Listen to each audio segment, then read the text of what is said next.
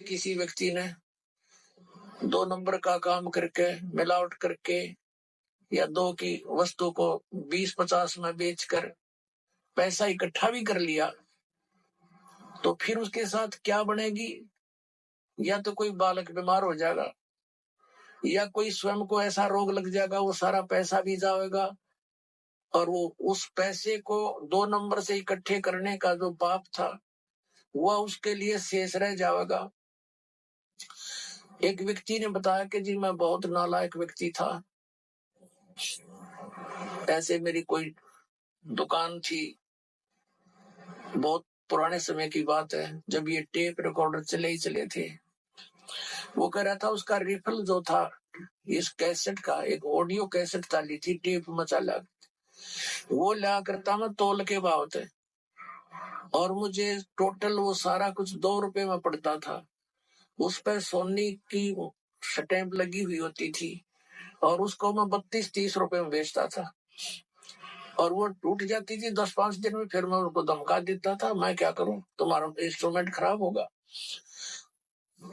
अब उस टाइम तो मुझे खूब पैसा आता नजर आ था, मैं ठाटम ठाट समझ रहा था। फिर मेरा इकलौता पुत्र रोगी हो गया, और उसके पहले तो लोकल डॉक्टरों को दिखाया, उनसे इलाज नहीं हुआ। किसी ने बताया कि वहां संत के पास जाओ, वहां जाओ, झाड़ा लगवाओ, झाड़ फूक भी साथ में दवाई भी चलती रही। फिर 1 वर्ष तो ऐसे चला, कुछ कभी राहत हो जा, कभी फिर बीमार हो जा। लास्ट में पता चला कि उसकी दोनों किडनी फेल होगी। उसके लिए ऑल इंडिया इंस्टीट्यूट दिल्ली में गए। उस समय ऐसे गुर्दा, उसका दोनों किडनी फेल होगी और गुर्दे बदलवाए, उसके एक गुर्दा बदलवाया। लगभग हमारा 3 लाख रुपए खर्च हो गया, 3.5 लाख के आसपास टोटल, जब से वो रोगी हुआ था। लड़का स्वस्थ हो गया, कोई बात नहीं, जो नुकसान हुआ सब्र किया।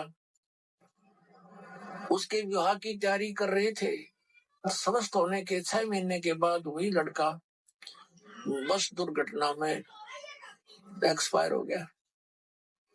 अब टक्कर मार के रो रहा हूं।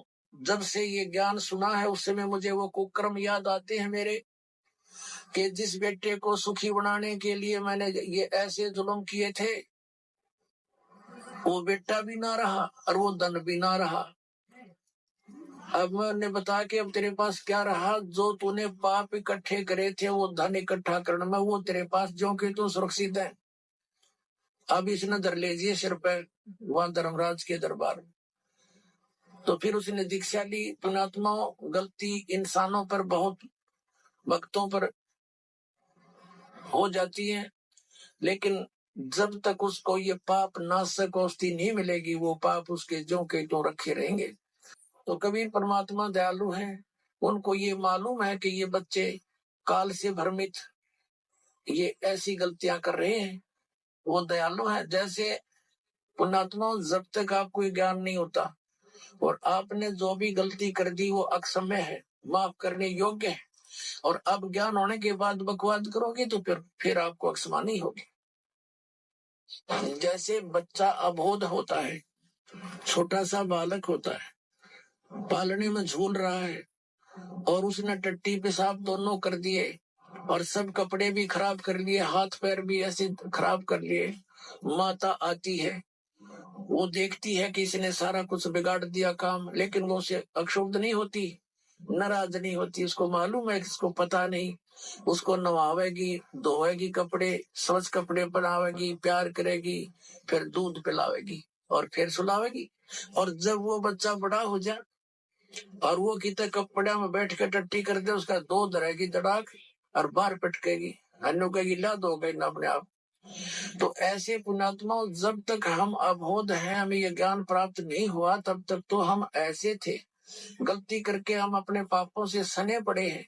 तो ये परमात्मा कबीर जी दयालु हैं, ये अपने बच्चों को धोएंगे। इन पाप नाशक दवाई है मालिक के पास, इनके पास एक मंत्र है जो दास आपको देगा, आपके सभी पापों का नाश कर देंगे, आपके प्रारब्ध के पापों का भी नाश करेंगे, आपके संचित पापों का भी नाश इस मंत्र से होगा।